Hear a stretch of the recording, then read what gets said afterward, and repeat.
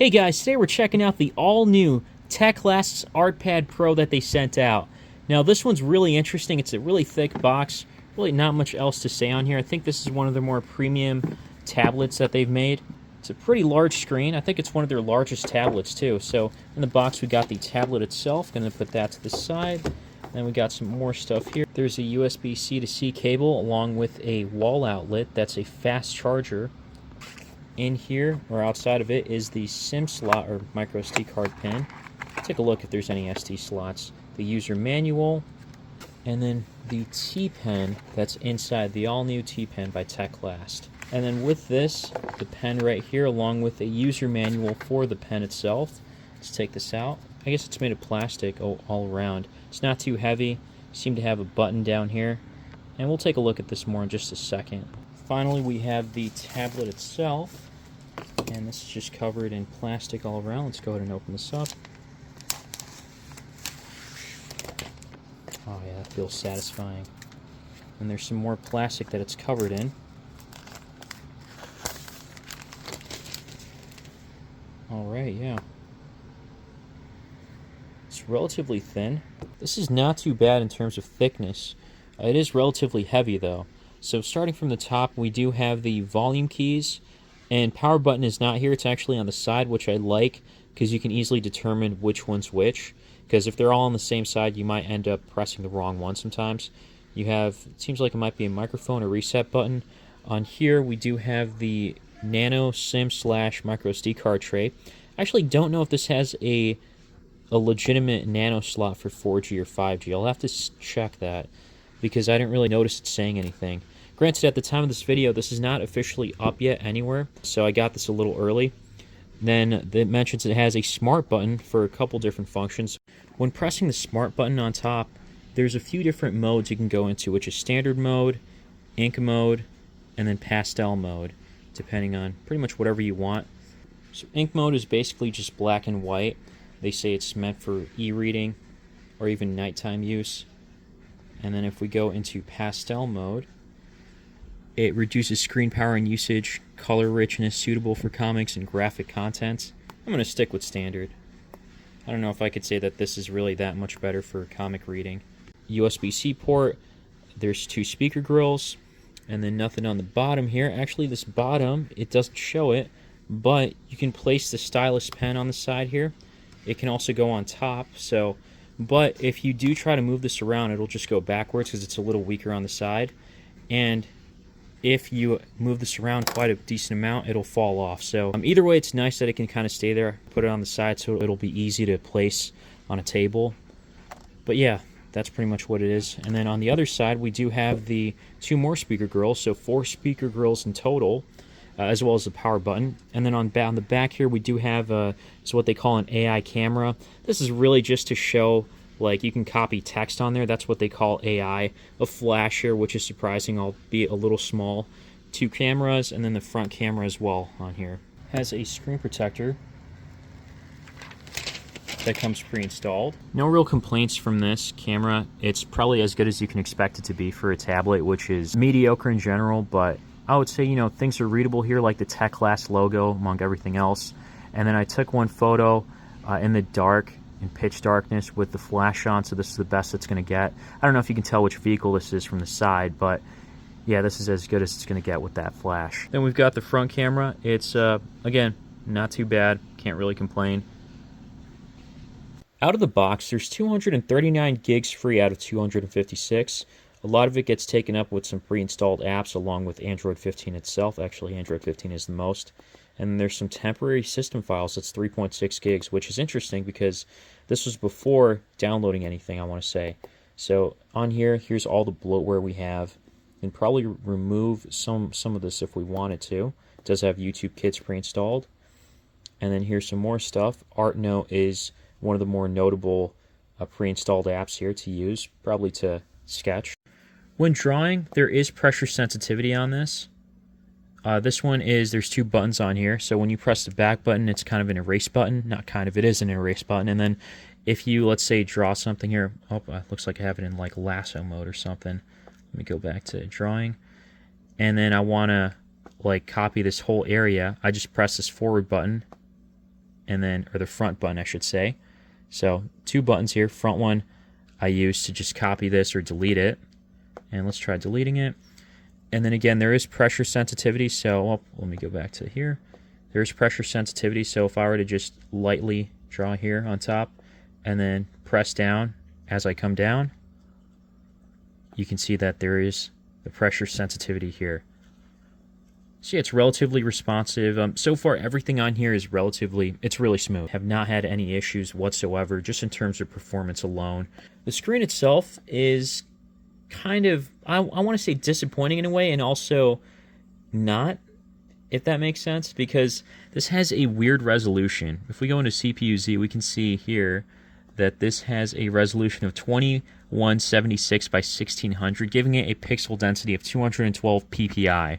That's still relatively sharp, but it's not going to be as sharp as like a smartphone screen. That's probably to be expected because it's a large screen anyways, 12.7 inches. It is kind of an odd resolution.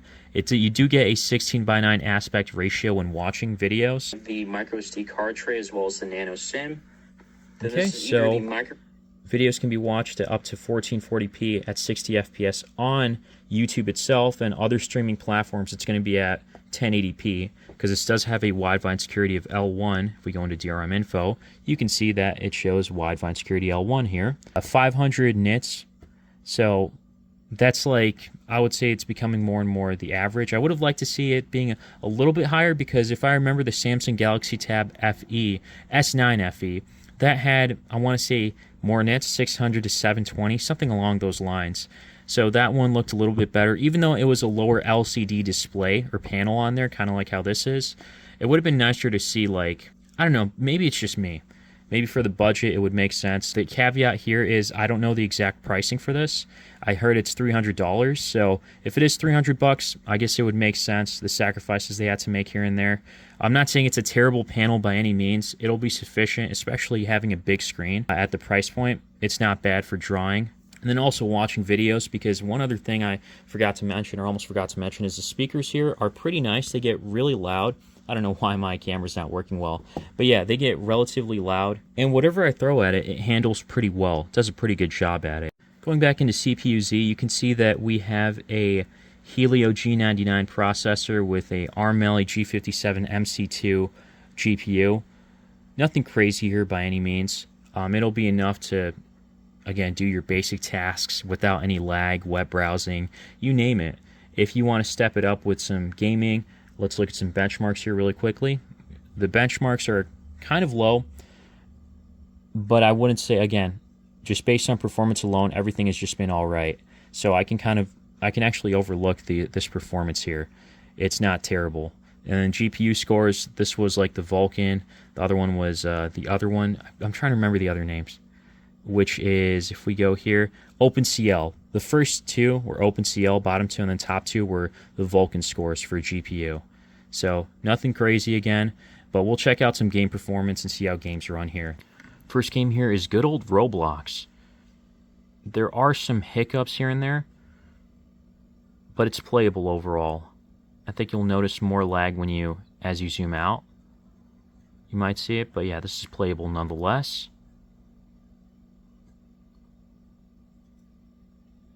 Next game here is Pixel Gun 3D. I'm not sure why I even downloaded this, because this is handling it no problem.